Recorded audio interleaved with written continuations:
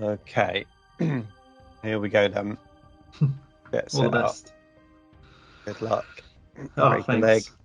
Oh, well, hopefully not. If I broke a leg sat down on the chair, I'd be one impressed with myself for doing that and also kind of worried.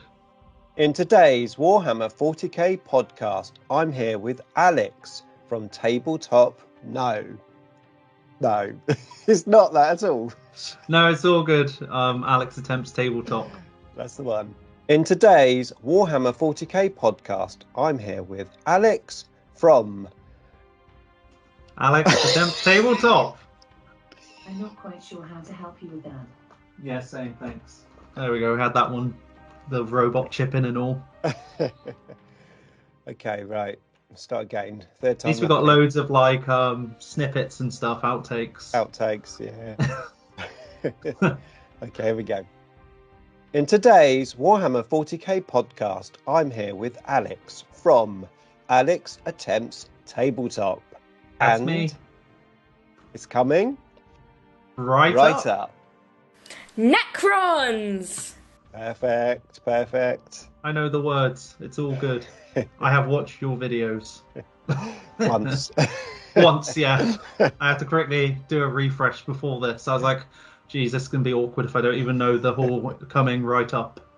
Nick speaking, and welcome to this podcast. Right, I'm very excited because I'm here with Alex, a channel which I've been following for a very long time, right from the beginning, I must say so. Alex, welcome to the channel. Thank you for having me. And yeah, you're like a proper OG. Like, yeah, it goes right back now, like near, what, 7, 8 years? Absolutely, yeah, a long time. And Too of long. course, Alex's channel is linked in the description below. Alex Attempts Tabletop.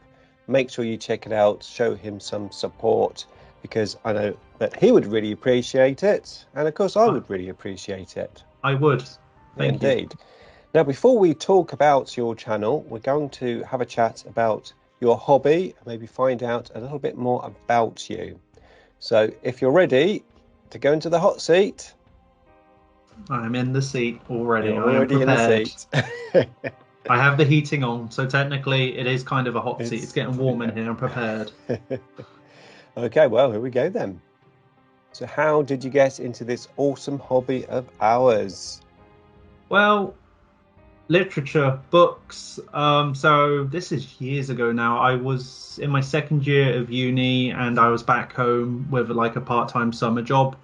And there was this lad, Pete, nice guy. He was reading the first one of the Horus Heresy books. Right. I remember seeing the Warhammer logo and I was like, I recognize that because not everyone, but I remember as like a 10, 11-year-old, I dabbled in Warhammer. Like, I got like a free plastic Space Marine, painted it, and then that was kind of it. Never got into it again. Then in my early 20s, I stumbled across the books as the guy was reading. He's like, you should check it out. So I literally went to a Games Workshop, bought the book, read it, and then I came back in a week later and bought, what was it? It's end of 7th edition, Dark Vengeance, I think. Like Dark Angels versus like the Chaos Chosen. Yeah.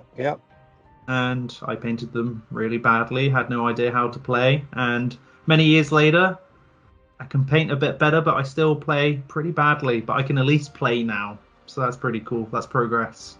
Absolutely. So what armies do you have at the moment? What armies have you owned over the years? Well, like yourself, a proud owner, I have Necrons. And Necrons! I know, right? And I am loving it. It's just silver lads everywhere. It's so chill. So they are generally my first ever 2K, 40K army. Like, I've painted armies on behalf of other people like AdMech, Chaos, and other bits and bobs for like fantasy.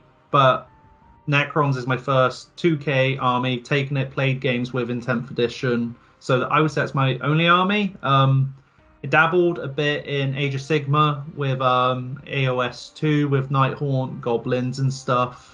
Then 3rd edition came out. Now we're on 4th edition. I don't really play fantasy much now because I prefer the lore of 40k. And, well, yeah, I'm just enjoying 40k with my Necrons. I've played more games this edition than I have ever played in partaking in the hobby, so it's kind of fun. And your Necrons have snow bases, don't they? Yeah, it's because I'm super lazy. I've been very fortunate when I've played with my Necrons. People have gone, "That's a cool scheme. How have you done it?" I'm like, it's literally lead belcher, wash, and then with the lead belcher on the priming base, you just put on some Achillean green, looks like ice, put some snow on, job done. I'm just lazy, but also batch painting to get more of my minis painted to tabletop standard. I do really like ice and snow bases myself. Obviously, Necrons was my first army, and I went for the like third edition codex, like dead tomb world, so basically Yeah. black with a sort of dry brush of grey. But my second army was Space Wolves, 13th Company, and I always wanted to have snow bases and a snow board because I thought a snow board just would look really, really cool. You know, lots of Yeah. hills and stuff, and I just had this vision of like dead space marines with like blood footsteps in the Oh yeah, snowboards and stuff. I definitely. always wanted to do that, but never got around to it. So Yes. when I saw snow on your Necrons as well, it's like, oh yes, I remember I wanted to do that.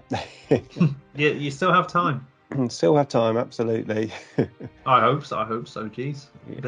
I'm not that old. I was gonna say. Okay, so how often do you actually get to hobby and also to play? Do you still do Twitch and stuff? Because you used to do Twitch, didn't Yeah, no, I stopped doing Twitch a few years back just because of work commitments and stuff. And I don't know, just there was times where I just felt like I wasn't getting as much hobby done. It was like fun to hang out with people and stuff, but then I really felt like I got into my YouTube kind of routine. Like you? Yeah, there was like an early peak, then plummeted, and now I feel like I'm on a steady. Like I'm a wee channel, but I'm getting regular views, subs, and stuff. It's healthy. I always said if my channel can get to 1,000 subs, as it finally has, I'd always be content. And now the fact I hit 1,000, I think the beginning of this year or end of last year. I'm on like 1,125 now, so I'm gaining subs. I know yeah, people always say, "Oh, a dead channel is basically hardly no views, no subscribers," but to me, there's always a part of the community aspect, interacting with others, and sharing the positive aspects of this hobby and just having fun. This yeah. hobby and YouTube's just an extension of both things. For me, it was just a distraction from like just a generic mental health distractions, and yeah, like that's why I did YouTube more now because it's just a hobby within a hobby. It's fun. Yeah. I know I've obviously painted live a few times on YouTube, Yeah, and it is quite hard to paint and talk and do all the other stuff that you need to do live. I'm okay if I'm doing something really basic, like yeah. dry brushing, but if I'm like having to glaze like some orbs or something, it's like there's no chance I could do that live. So how did you find that painting live? Um, like like yourself, I found I was doing a lot more just batch painting, like a lot easier painting, dry brushing, basic stuff. And it got to the point where I wasn't enjoying it as much, not because of the people I was speaking to, but the pressure. Like I just felt like I was under watch. If I mess up this moment, it just takes away the fun. And now just painting in my own time. If I want to make a YouTube video, there's no pressure. I just go turn phone camera on, whatever. There's no like pressure of people watching. I can then make a video, but then I'm also painting in my own time because you have to remember it's a hobby, and if you take the enjoyment away from that to produce content, Yeah, then why are you doing it? yeah, no, exactly. So obviously, as I mentioned, you played quite a few games, especially in 10th edition. Do you have any cool or fun wargaming stories? Um, I actually have a fun one, which is actually about my wife. She was my girlfriend at the time, but my wife Sarah. She used to feature in some. She's still on the channel actually in some battle Yeah, reports and stuff here and there. She's very kind to support my hobby.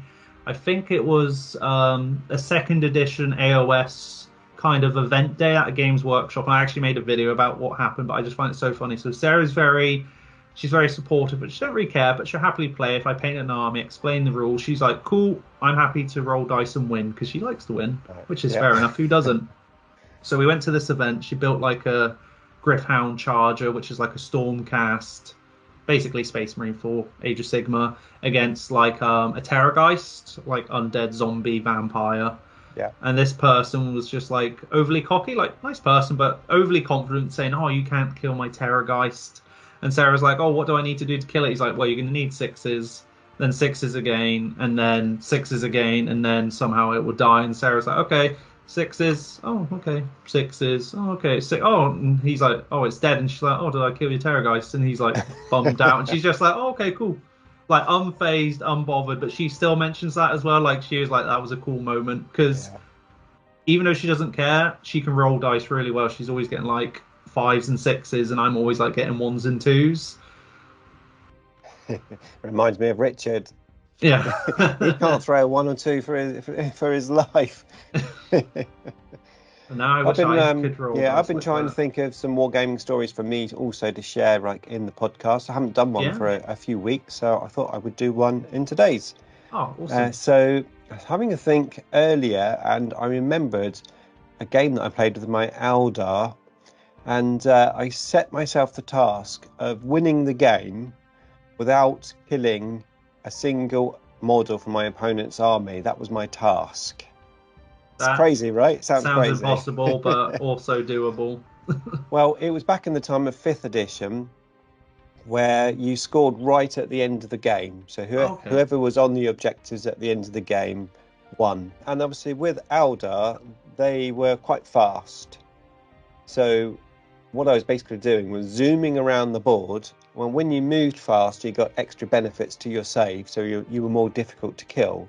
So rather than standing and shooting, I was moving like all around the table. Just constantly, aye. Yeah, and then like turn 5 came and I just zoomed onto the objectives. And sadly I didn't win, but I did draw. I drew the game without killing a thing. That's impressive, I thought. That's some like proper, what do the kids say to that's like some proper riz or something? That's pretty cool. Is that what the kids say? I don't know. Like I'm 31 now. I am not young. Like I work with like colleagues who are like a bit younger than me, and they say this stuff, and I'm like, "What the hell's Riz?" And they're like, "It means cool or something." I'm like, "Okay, Riz, whatever." So I'm gathering that was good Riz. Well, I'm sure we'll find out in the comments below if it doesn't. They'll be like, "No, it doesn't," and I'm just like, "Oh, jeez, made a fool of myself." So, do you have any plans for a new army? Or maybe are you planning on expanding your current Necrons, maybe? Yeah, I'd like to expand my Necrons, but now at this nice point where I've hit the holy grail of 2k, so whenever someone's like, let's have a game, I'm like, perfect, I can go, everything's painted, but now I can just slowly add to it. So I was very fortunate for my birthday. A good friend of mine, he gifted me a Doomsday Arc, so because I want more anti-tank stuff, because essentially... You've probably seen some previous videos. I went to a tournament, went against 2 Stomper lists, and, well, they stomped me. I just didn't have enough anti-tank, and now I'm like, I need a bit more heavy-hitting stuff. Right? Sorry, I've got 2 now. I've got 2 Doomstalkers. Yeah. Right. So Doomstalkers are pretty decent, but the damage isn't quite enough. You've got something that's really, like, armoured, is it? Yeah. I just think at least one Doomsday Arc, that's at least a tank. That's like my one heavy vehicle type of thing where I'm like, okay, I have something which can do punch. I really like the heavy destroyers. Like, I have 3 of those. I would love to have another 3 then with a Lord. Just sit them back and shoot away. But expanding wise, I got the new Overlord with the Shroud. And then I got the Chronomancer because I want to try the thing with the Warriors. Not Warriors, Immortals, where you kind of automatically advance 6, shoot, and then with the Chronomancer just run away. Absolutely. And then in the Evasance flanks, you can give him the War Gear to make it -1 to hit. I think it is, -1 to hit. I think the Chronomancer already has an ability what gives them -1 to hit or something. I could be totally wrong. No, I think you are right, actually, yeah. And then what you do is take the War Gear on the second unit that you've got. Only in combat, isn't it? I believe so, yeah. Yeah. We play Necrons, we haven't got a clue. I literally made a Necron video of like, you should take this unit, because I literally went on Reddit, I had a bunch of friends, and I was like, I've recently played with them. And I explained it. I was like, you should give your Overlord this. And luckily I had some nice person in the comments. Like, they were generally very nice. They go, you don't need to do that because the Chronomancer gives them that ability already. And I was just like, oh, God. But I'm the type of person in a video, I wouldn't delete it because I've made one mistake. I pin it in the comments. I go, oh, I messed up here, but hopefully Yeah. you still enjoyed the video. Like, you're always learning. This is it. And the thing is that GW changed the rules so much. Oh yeah. And then when you've played like since third edition, like you've got so many rules and additions geez, in your yeah. head. And then GW are changing it all the time. So it's Just so, becomes it's so scrambled. easy to get scrambled. Absolutely. Yeah. Yeah. But no, it's like I'm just super enjoying myself. Like, how many games have I had now? I had 4, 5. I've had 6 games this year of 10th. This is when I properly started playing. Now I've got another game, not this Saturday, but next Saturday, I think, against Death Guard. So I'm excited to hopefully not lose badly. Yeah. And have you got any Wraiths in your list? No Wraiths. No, Wraiths. One of my favourite units to play. They're always fun to play. They always have been fun. You know, right from when I first started. At the time, they were pretty much the only assault units. You had flayed ones, but they weren't very good. Mm-hmm. But Wraiths, yeah, they with the 3+ invulnerable save they used to have. Oh wow. Yeah, until fairly recently, only a couple of editions ago, I think it was, they went to 4+. But obviously, the whole of the game's gone to a 4+. Oh yeah. Invulnerable save. So I think it's healthy for the game because, especially with all the re-rolls, having a 3+ invulnerable save is going to be nasty, isn't it? I find just trying to remind myself of all my abilities and stuff, and then I'm like, what have I done bad? And then I'm like, well, I was playing this unit not to its full ability because I was forgetting this rule. But luckily, like most of my opponents, because I'm very casual, they're chill, they try and remind me. Or if I make a mistake and they're like, oh, do you want to correct that? Sometimes I'll be like, yeah, sure. Or sometimes I'll be like, no, it's okay, I have to learn. And the only way to learn is by playing the game, win or lose. Yeah, exactly.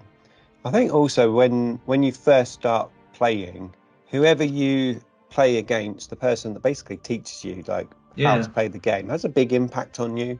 And I was really lucky. The person that I started gaming with first, he was like a really, I don't know how to describe it, like a nice, honest guy on the tabletop. Mm-hmm. Do you know what I mean? And yeah.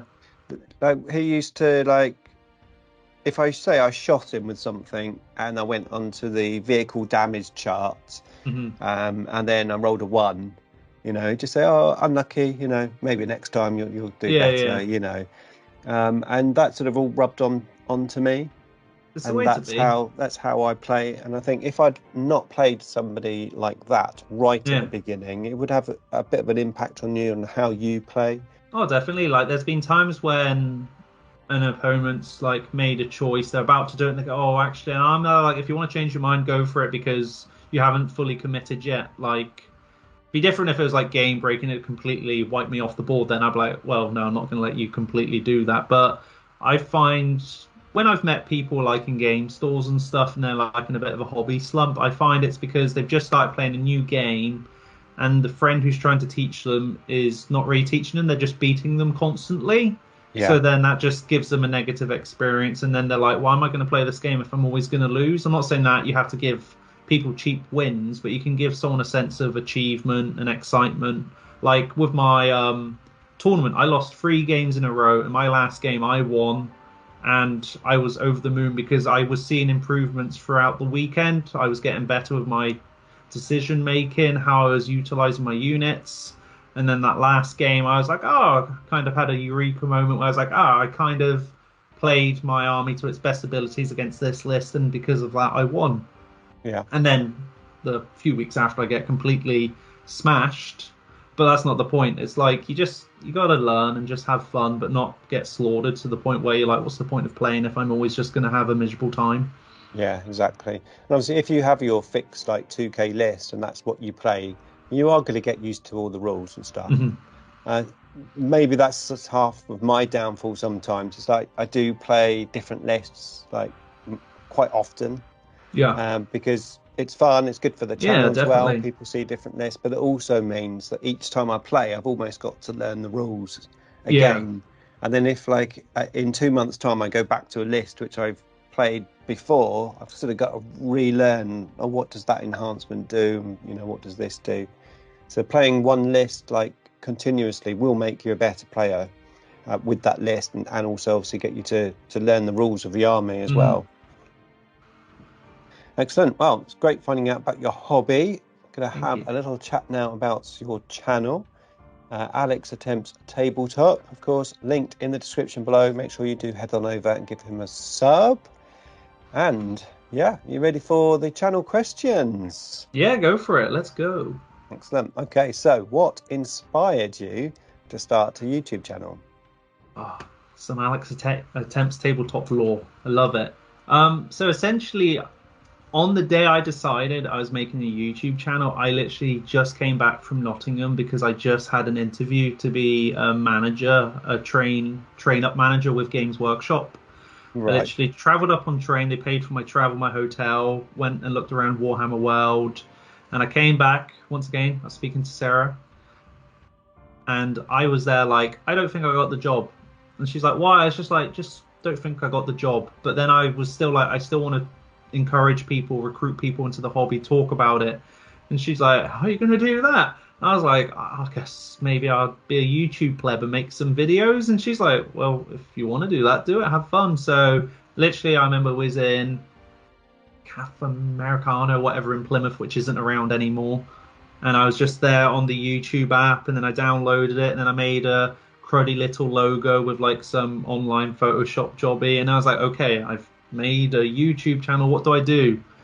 And then I just started making random unorganized videos, ranting, rambling, reviewing books and White Dwarfs. Like, sounds bad, unfortunately some of those videos aren't around anymore. Like I hid them and deleted them because I found it's very cringe, like analytics and stuff. But I did find getting rid of inactive videos helped my channel's analytics, but that's a different story. But yeah, that's how I started. Just because I didn't get the job with Games Workshop, I still wanted to talk about Warhammer and the hobby. So I was like, I guess I'll do it on my own without having to do it for them. And of course, I remember those very early days. Yeah. I also remember you used to start the intro with Alex. Yeah, you used to I know. You? Sarah still does that now and then. She still sometimes goes, hi, I'm Alex Attempts, clonk, clonk, like taking the mic on, and I'm just like I don't know why that was a thing. Like, I don't get it. Maybe because it was a table, and I was like, oh, tabletop. But then, yeah, I still remember that, but no more of that, unfortunately. No. That's some proper OG lore. Well, before you started your channel, were you watching other like 40k channels, or? It was a little bit, but not much. This was like in the kind of era before it proper blew up on YouTube, like the 40k channels. But it was like in that kind of bit where it was about to. I remember I saw, who did I see? I think I only watched kind of Warhammer TV, and I saw little bits of mini Wargaming. But then after I started YouTube, I started getting all these recommendations for all these channels. Then I was going on Facebook groups looking around, and I was like, wow, there's a bunch of us, which I think's really cool. Like, you got like your low channels, your big channels, your mid-tier channels, and I think they all have a place within this hobby sphere where they all do a really important part to like the environment of like being like, this is such a cool hobby, you should give it a go. If it's your thing, great. I mean, I must admit, I don't watch as many 40k channels as I used to, primarily because of time. But oh yeah, definitely. When I first started my channel, especially when you could only upload videos that were less than like 10 minutes, you know, you couldn't upload a video more than 10 minutes. So it's a lot easier to watch a lot of content. Whereas obviously videos these days, I mean, if a video is like 20 to 30 minutes, unless I really want to watch it, I tend to skip it, you know, because I just haven't got that. It's an investment of time, isn't it? Yeah. Like, I'm like subbed to so many different channels, like, and I was never the type of person to go, oh, sub for sub. Like, I was in the beginning, and then after a while, if certain people stopped uploading, I'd unsub, and if they unsub me, I'd be like, that's fine. Because I remember my channel wasn't dead, but I wasn't uploading, really. That's when I was doing Twitch for like ages. I was like, oh, I'm doing Twitch, so won't do YouTube. But like now I generally pick and choose. There'll be some, I go through phases. There'll be like some, if I'm like in a certain hobby mood, I'm like, oh, this channel's producing the content I'm looking for, so I'll binge them, and then there'll be another channel. But I kind of pick and choose. Like, I generally watch some of like the generic, some of the big channels, but then I still watch channels like my size and even some smaller channels than me, which is saying a lot because I am like a goldfish in the ocean to channels on YouTube. But there's just so much choice, and for me, you could be the world's best painter, but I am generally drawn to people's personality. Like that's just human nature. Like you watch the person, yeah, they could be golden demon painter, but if they're just like bleh, like you're not really going to watch it. You could be a non-golden demon painter, one of the worst painters in the world, I guess. But if you're like a nice person, you enjoy them, then you're going to watch them. I don't know. I think it's a bit of everything, like personality, skill, setup. Like I'm very aware. I record on my iPhone now. I used to try and use a camera. I use a dodgy mic. I was always thinking about getting better light up and stuff. And I was just like, why? It's not a job. Like I go to a job. Like if I could ever afford it, yeah, I'd like to upgrade some stuff for like the benefit of the viewer. But then also at the same time, why put that pressure on myself? Like it's not a job. It's a hobby within a hobby. Yeah, no, exactly. Yeah. And I think that's the other thing as well, isn't it? It's you watch for various reasons, don't you? It's like there is the entertainment value, and there's the value of I might be learning something. Yeah, definitely. Or potentially you just want to learn like the current rules, or maybe how someone else is interpreting a rule. Because sometimes you read a rule, you think, yeah, I think I know how it works, but let's just check and just see if somebody's made a video on it, for example. So you get a lot of different things, don't you, from YouTube effectively within our niche, and obviously without our niche as well. I mean, I'm subscribed to like quite a few non-40k channels which I put my time into, like Star Trek channels and snooker channels, because of my other hobbies that I enjoy. So YouTube does take up a lot of time though, that's for sure. I generally think if someone said, because I don't really use subscription services, don't use cable TV, I generally mainly watch YouTube, like, because YouTube is basically, there's everything on there. Like, I could watch a travel vlog, I could watch an educational video, I could watch a cooking, like, it's all on there. Yeah, exactly. Okay, so we've talked a little bit about this, but how is your channel doing at the moment? My channel at the moment, I don't know, it's a weird one, because for the first time ever, like, I think it's doing good. Like, I see green, I see the ticks. Some videos do better than others. Like, I still get, to me, originally it used to be, if a video gets over 100 views, I'm content. And I'm still with that standard. But, like, for the last year, 2 years, I'm regularly, at least now, getting videos which are over to 500 to 1,000 views. And I'm there, like, maybe it's the topic. Yes, maybe it's the thumbnail game. I try not to be too annoying with my face, but I do the whole green tick thing and stuff, because I unfortunately do realize the difference with the thumbnail game. But I don't know, I feel like I'm creating a cool thing, and at the end of the day, if I post a video, I get some subs, I get some engagement, I'm content.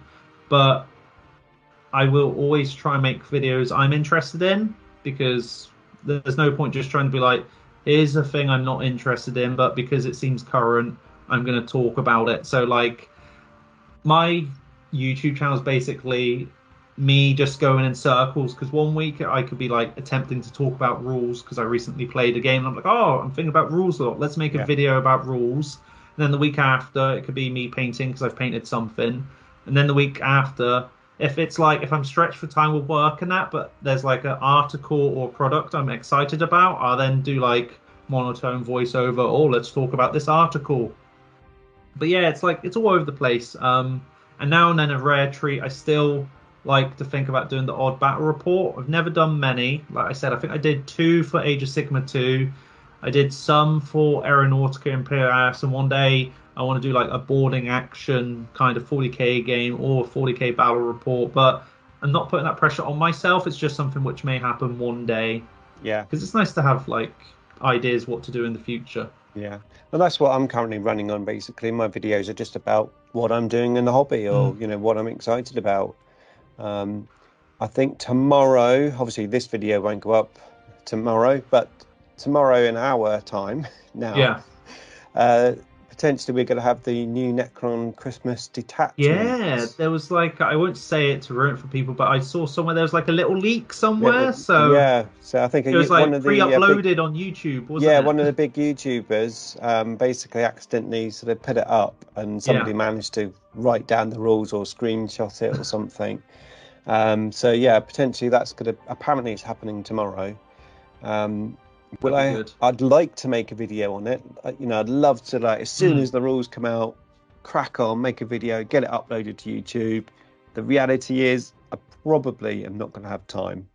I am off tomorrow, but I've got I've got a life, got other stuff I need to do. Yeah, exactly. So we'll see how it goes.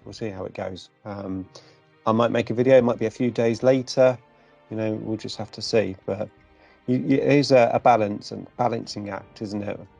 Content and life and stuff, especially. Definitely. And if it was my job and I was a full-time YouTuber, I'd be sitting, I'd have the thumbnail already made and, the title and everything, just sit there, wait for the release. And as soon as it comes up, it's like, right, I'm making a video. Yeah, exactly. Yeah. Yeah.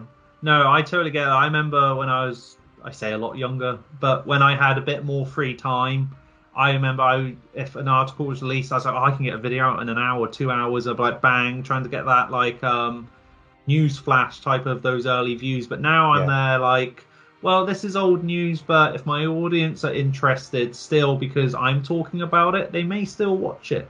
Yeah, no, exactly. So what do you enjoy the most about your channel? I think just what I've gained from my channel. Like, I've met so many awesome people through the hobby, this channel. I've like made good friends, like who have gone and visited from like different countries and have talked to on a regular basis. And as well, it's like just been a great escape for like generic insert mental health stuff, but it has been like a very like kind of never-ending passion project, which I just enjoy doing because it's escapism. I'm always like, oh, what am I going to do next? And I find that motivates then my hobby. It's kind of like it motivates me to keep doing the hobby, then the hobby motivates me to keep doing YouTube. And it's just dumb stuff. Like, I oddly really enjoy making thumbnails, like, and I'm very fortunate where I don't really put my face on a lot of them. I do sometimes, but I don't know why. There's a weird art to it, and sometimes I'm there like, oh, I think that's a good thumbnail.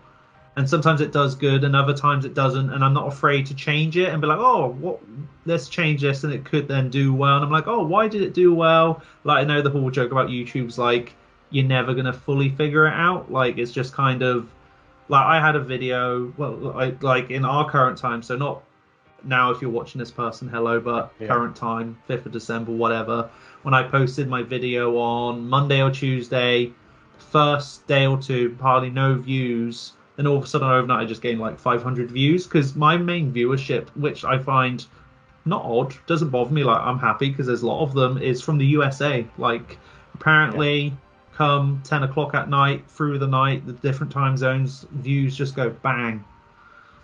And I don't know why. Like, I don't know why I'm popular in the US, but for some reason most of my viewers are from the US.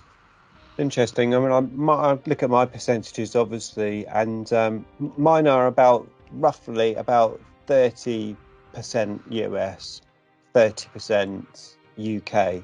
Okay. And then it goes out into like Germany, Australia, that type. And those are like my three. Mine goes like, it's mainly US, I think, by like 40-50%. Then it goes UK, then it goes like Germany, then some European countries, and then the odd random country. I'm like, what? Why is there like 1% in Japan or something like watching me? But cool.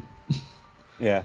And it just shows like how far and wide what this hobby can do connect us with people, because I watch some YouTubers who live like in the middle of nowhere in Canada, and it's just weird. They're all the way over there, but here I am in my home in Northern Ireland watching them talk about something I can relate to them about. And I think that's a really cool key highlight about what makes this hobby so cool.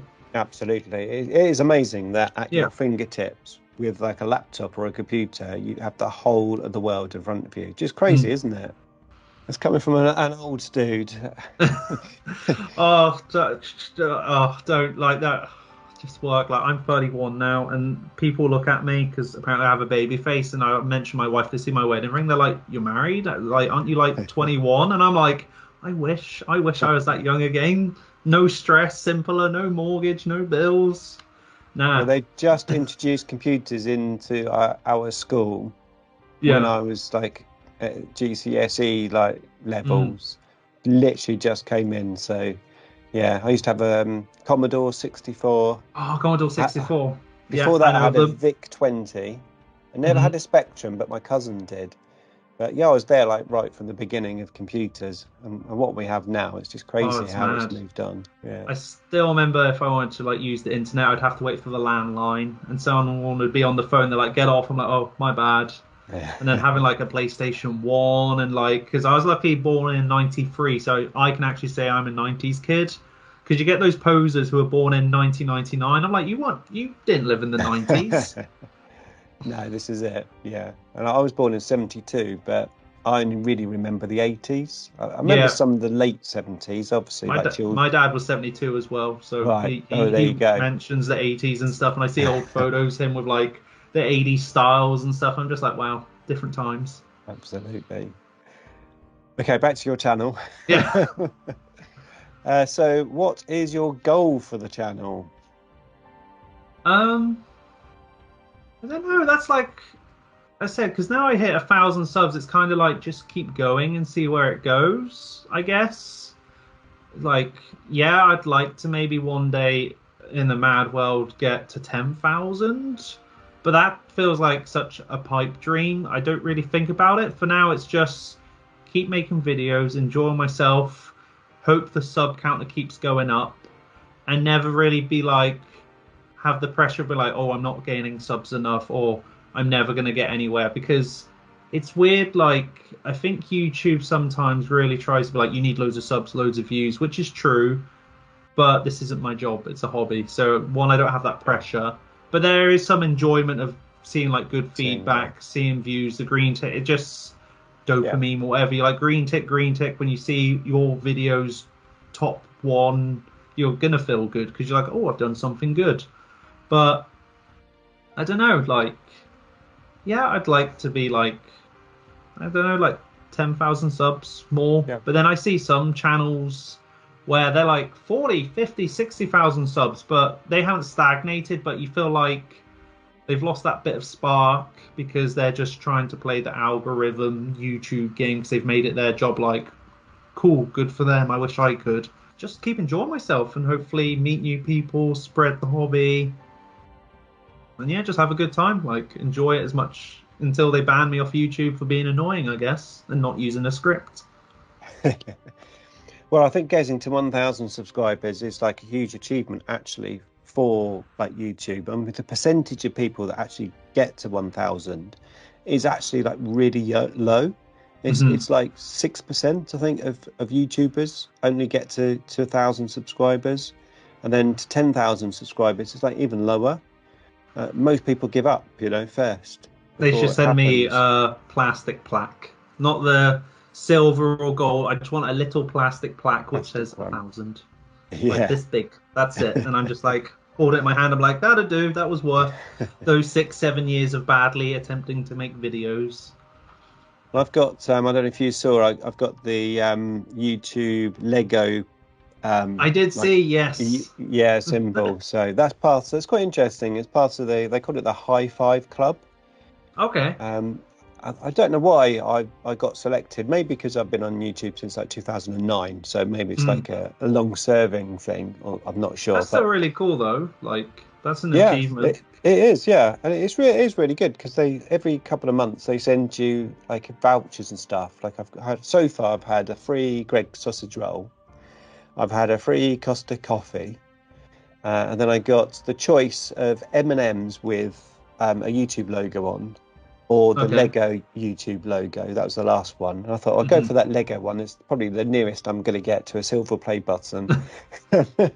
Just get some lead belch or silver and prime it silver. Yeah. But now, it's totally I know it's very, because I'm on your podcast, but there are moments where I'm like, I look at certain YouTubers, I'm there like, why do they not have more subs? Like, and then there's some where I'm like, they've cracked the game, they've somehow done it. I'm just there like, how have they done it? But they haven't. But I enjoy them more. But that's just personal bias. Like, you're like the Necron master. Thank you, thank you. I think the other thing as well is even it is deceptive because I have experienced like huge growth in a very short time. In the past, I was on 5,000 subscribers and I went up to 9,000 subscribers in a couple of months. I was like gaining like 200 subs a day, sometimes 300 subs a day. And it was crazy. I did a video called Necrons Suck in 8th edition. I've tried to replicate it. I've done like Necrons Suck in 9th edition, Necrons Suck at this, Necrons Suck at that, but it never works. Here's a secret. I had this one video, and it like popped. I mean, I got like 30,000 views on it in like 3 or 4 weeks, something like that. Wow. Which for me was like huge numbers at the time. That's huge numbers, yeah. And then it sort of I grew and grew. And I got to 9,000 subscribers, and I thought, next month I'm going to hit 10,000. Awesome milestone. Yeah. And then it just went zoom, and it just dropped. And I went back to my like 50 subscribers a month. So yeah, even when you do get that massive wave, it doesn't last forever. Yeah. So it taught me quite a lot because I've tried to replicate it, and I've had like good times and bad times. Like. This year's not been that great for me. I'm gaining about 100 subscribers a month, whereas like a couple of years ago I was maybe 300 subscribers a month. But it's all growth, That's, as I said, your channel's alive. You still get engagement. Yeah, exactly. Yeah, and I also appreciate that I probably don't work as hard as maybe as I could do on the channel. I've got plans for next year. Going to have a bit of a change next year, so hopefully, my goal for next year will be to hit 30,000 subscribers, and that means gaining 1,500 subscribers in a year. So you can do that. I have faith. I think so. I hope so. Yeah, you will. We'll see. I keep thinking, I go, oh, I'm excited now. I've got to wait till next year for these new plans. I'm like, oh wait, we're in December. Next year's actually around the corner. I'm like, oh. Well, talking of new plans, do you have any exciting plans or exciting videos coming up for your channel? Currently, no. I said I work retail. I'm literally full Christmas mode. I'm taking all the overtime I can get because I go to I'm very passionate about music as well. That's one of my other hobbies. So I go to lots of gigs and festivals. So I have to fuel that addiction by working because money, bills. Yeah. But I really don't know, next year, I don't know, I just go with the flow, and I kind of like that. I just kind of go, oh, we're doing painting like I previously said. But if I had a goal for next year, I don't know, if I can get to, what am I on now? 1,125. If I could maybe by the end, so this time next year, if I somehow got to 1,500 subs, that would be kind of cool. And if I was just still having fun, which I know I will. Yeah. I don't know. I can't really think of a video at the minute. I have ideas. I know I've got this commission coming up where I'm painting I literally have the book across from me. It's the boarding actions terrain. So I want to do a cool video of me just painting up the boarding actions. And then I have a Skaven commission I'm working on. So I may do some here's me painting some Skaven. My videos are often what I'm doing at the time. So they could be like, Alex, you should make this video because this is the current thing. And I could be like, true, but I'm working on this. So guess what? You're going to have to watch a video about this because it suits me and it's what I'm working on. Because I find if I try too hard to make a video about something, it just feels too forced. I don't enjoy it. And I kind of like my laid back approach of, well, I'm working on this. Let's see what I can do. Like my current video where I talk about the Warhammer bases. I really enjoyed making that orc base for the Doomstalker, then the other base for the other Doomstalker. And I was like, no, this would be an interesting video because while doing it, I was thinking about it. And then it made the video. And this video, by tonight, I said it's 3 views off 1,000 views. So to me, that's a great video. I've hit the box for what I aim for video, which is good for me because that's good views for a channel my size, I think, for video. Yeah. I think any thumbnail with a dead orc on the base is always going to do well. Yeah. They're too cocky, the orc community. There's too many of them. I kept trying to kill them, but they kept coming and they kept stomping. But nah, like, there's something cool about orcs as well. Like, I love the idea of doing, like, they just have so many cool minis. And I think the great addition now of Kill Team, it gives Games Workshop an opportunity to do all these different quirky units. And then they just slide in conveniently into 40k. Like, you've got the Orc Commandos, then the Tank Busters. It's great.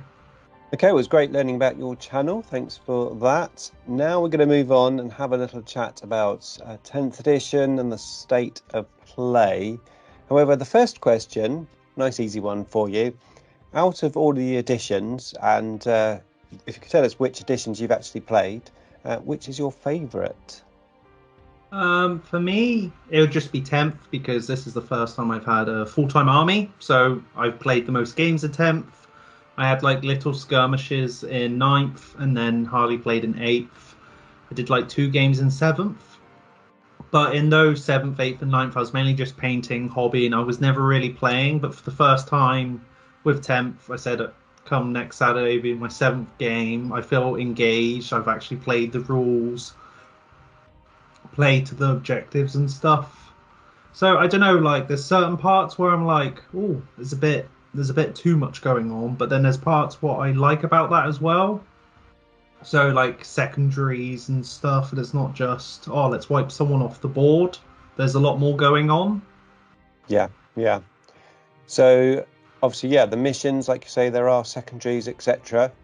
Do you think that whilst those secondaries probably do make the game a bit more interesting and potentially a little bit more even on both sides, so if somebody has quite a killy army, maybe more than the other person, then obviously you've still got a chance of scoring. Do you think that takes the fun away though from the game, or do you think it's more fun? I guess for me, because I'm very casual, so I'm biased, so I just go into a game looking to have a fun time. So it's perfect for someone like me who could just be like, oh, I'm not doing too well on the tactical choice front.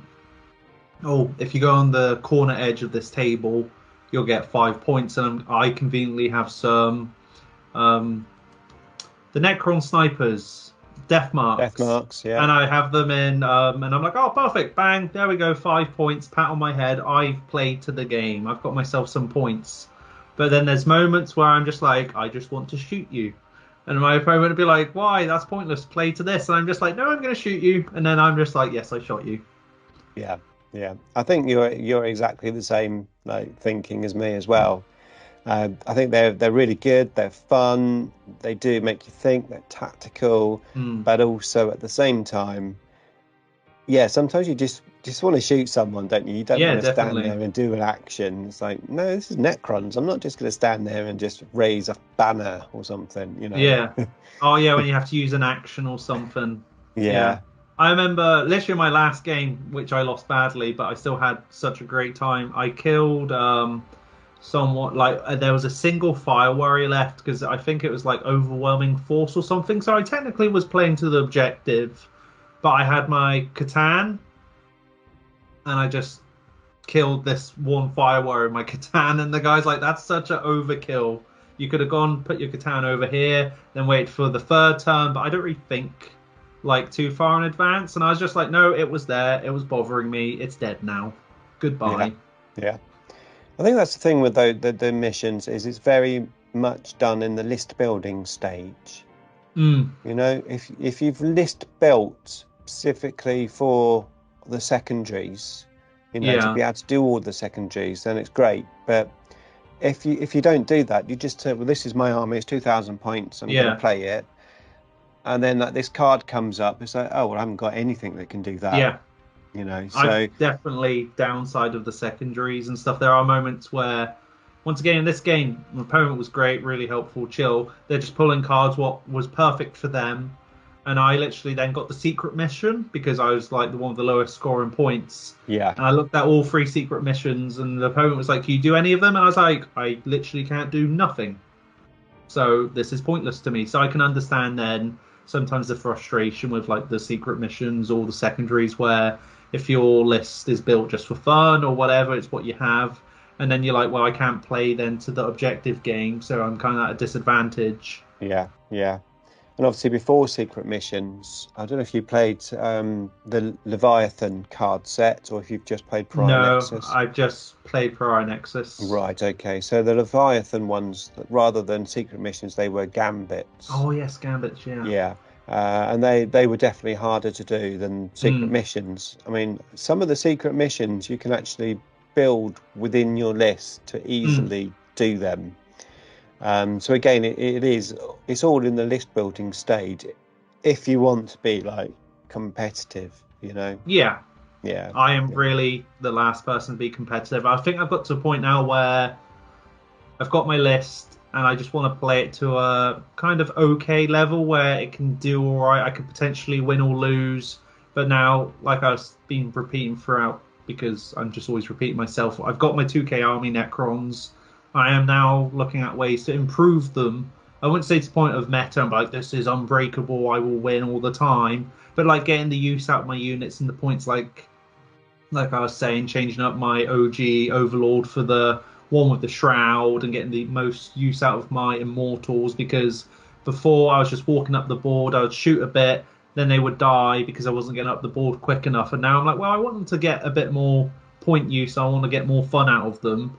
So I wouldn't say I'm like making the list to a point of cheese. I'm just making it better. But I would never go out my way and be like, so I've got all this and this and this, because then I always think about the opponent as well. Like I was saying, I want them to have a fun time. If I've taken all the fun away from them, I'm not going to have fun either, because I'm like, you having a bad time? And if they're like, yeah, this sucks, I'm like, well, this sucks for me, because I don't want you to have a bad time. No, exactly. And I think whoever you're playing against makes a big impact, doesn't it, as well? Because if you're playing somebody who has made like the nastiest list they can, then unless you've got the nastiest list you can, it just becomes one-sided. But if you're both playing with that mindset, like, I'm going to take the best of everything and you're taking the best of everything, we're going to put our models down, we're going to play. If you could both have fun that way. But then on the other side of the coin, you know, it's like, just take some random models out, you take some random models out, throw the terrain down, and let's just play, you know. Fun game. So yeah, I still get mad ideas for lists sometimes, and I go, this would just not do well, but the concept in my head, because I'm so like narrative lore driven, I'm like, oh, this sounds cool in this book, I should do this. And then it just ticks something in my head where I'm like, yeah, this is great, and then it could die instantly, but I was like, no, it was worth it because it looks cool on the table. Yeah. And that's where some of the older editions were better from my point of view. It wasn't always about winning and losing. It was more about like a fun thematic game. Yeah, definitely. You know, that's how the game was built almost. You know, I've got lots of things that I want to try, and then you think, oh yeah, but it's just not going to work with those playing Pariah Nexus cards. Oh yeah. So do you keep up to date with the rules?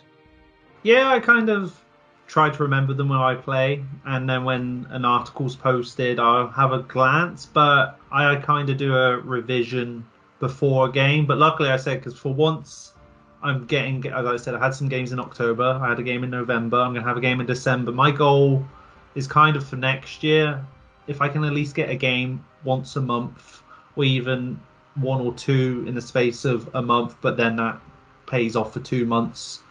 I definitely want to get more games, and so if I can get like 10, 15 games a 10th in next year, I'll be over the moon. Okay. So I've got one final question for you, and this is not on the list because I've only just thought about it. I'm going to add it. I'm going to add it to the list for future casts.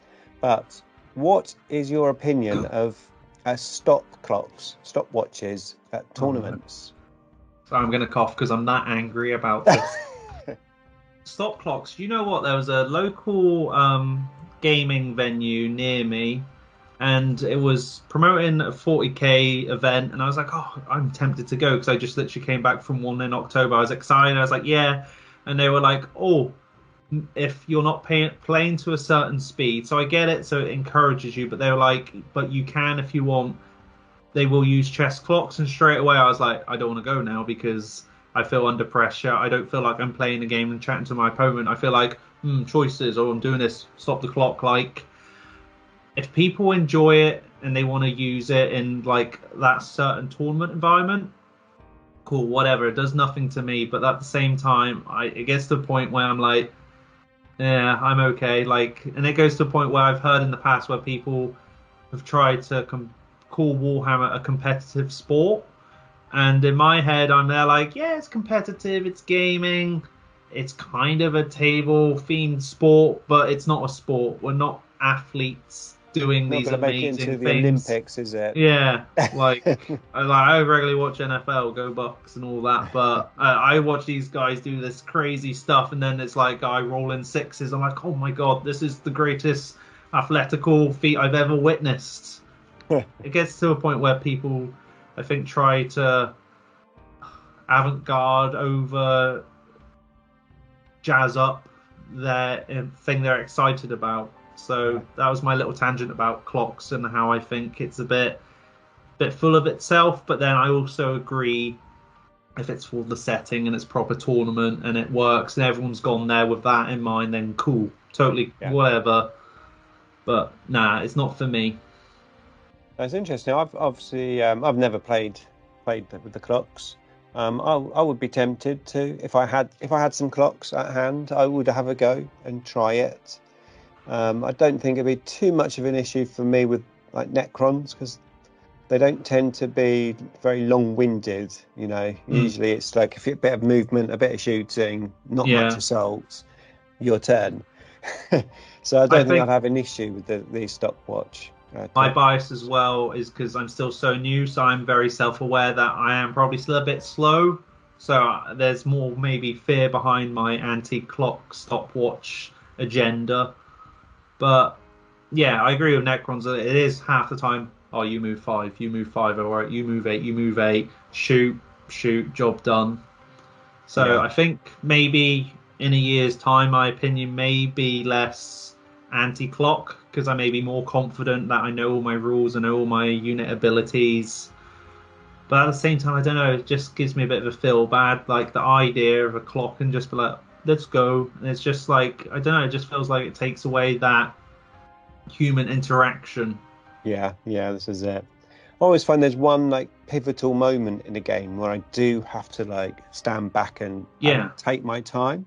Usually it's like around turn 2-ish. It's like, right, whatever happens this turn, it's gonna like dictate. It's a knock-on effect, definitely. Yeah, then you have to really like study it and think about it, and always get one of those moments in a game.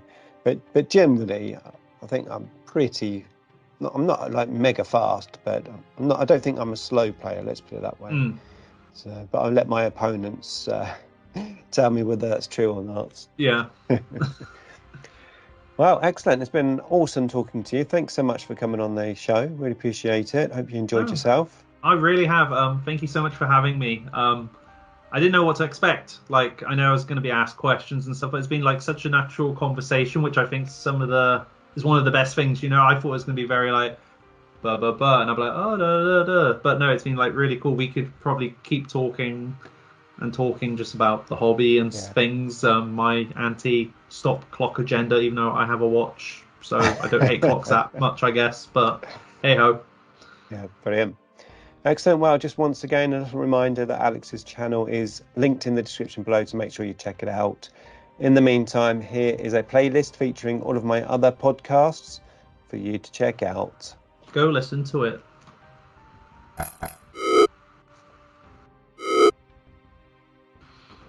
Excellent. Well done. Brilliant. No, thank you for having me. Sorry about all the coughing and that throughout, but it was good. Yeah. It was good fun. Hopefully I did all right. No, you did perfect. It's like, exactly. It's just us just chatting. A little chat, really. Yeah. Like I said, the questions are there just to help the flow, you know, a little bit more. Totally. Yeah, no, it's been really, really cool talking to you. So yeah, thanks again for that. Yeah, I think this has been like the longest conversation me and you've ever actually had. So it's been actually really nice to, because I've watched you on YouTube and we speak in the Facebook groups and that. So it's been nice to actually finally sit down and have a proper conversation. Yeah, no, definitely. Right, let me stop this.